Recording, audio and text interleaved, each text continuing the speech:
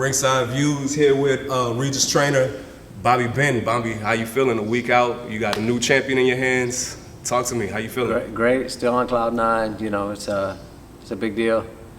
So, two-time world champion. Long time coming. Yeah. Talk to me a little bit about the game plan going into this fight. I know Cepeda's a tough fighter. Like we just mentioned, he was. You could say that he was an undefeated fighter.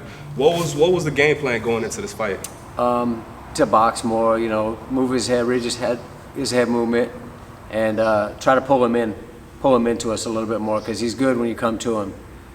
But Regis' head movement threw that off. So. Yeah, he did.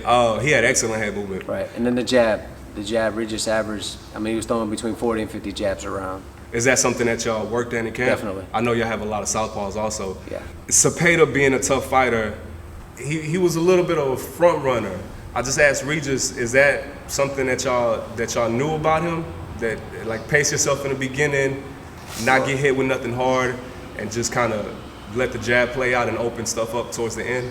That's to me is like what I try to get Regis to do all the time. Like, but Regis is a killer, so it's hard to get him to box, you know, because he's great. Regis don't ever have to get hit. He's got good defense, but his balls are bigger than his brain sometimes. But that's the whole thing. Like with him, like with everybody, is I try to get Regis just to stay smart the first couple rounds, and then read, and then figure everything out and break it down. Did you feel like that was something that y'all were gonna have to do? Is mix it up, bang with Cepeda?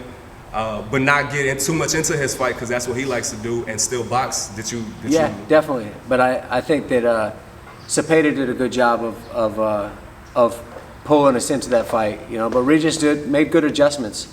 Whenever he would start to pull us into that fight, Regis would pull back and start to pull him back away and box. So it was a great night. Regis got to show a little bit of everything. Yeah, he did. Did the fight go how you visualize it? No.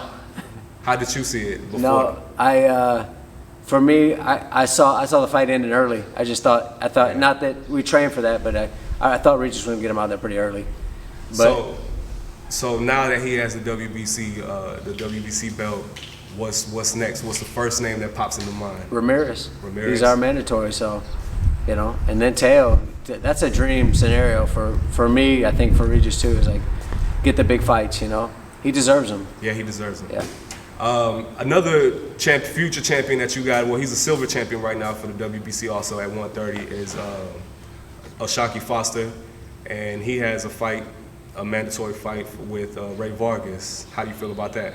I love it. Possibly have two champions. Definitely, not possibly. We're going to. Yes, sir. Yeah, Shaq's ready. I mean, he had some setbacks early in his career, but right now he's locked in. He's focused. Nobody's gonna beat him. There's nobody out there, not a 130-pounder out there can beat him. Any dates yet? We don't have a date yet. They're saying either January 14th or January 28th. So okay. Hopefully they'll give us a date soon. You also have Austin Trout fighting.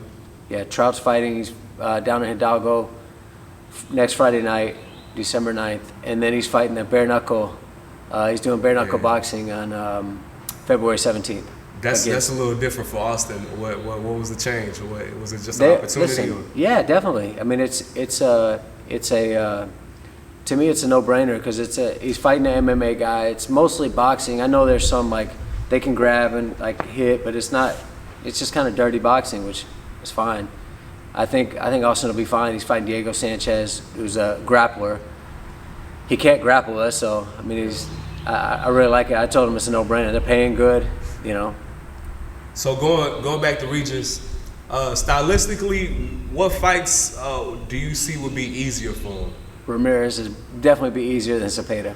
Ramirez got high volume. He's a pressure guy, and like I said, Regis, those kind of guys they're easy for. Not that we're going to train for an easy fight, because we're definitely going to train for a tough fight, but stylistic wise, that stuff doesn't really bother Regis. All right. Any last words? No, just happy. You know, Regis is best 140-pounder out there. So. Yes, sir. Bobby, thank you for your time. Thanks, bud.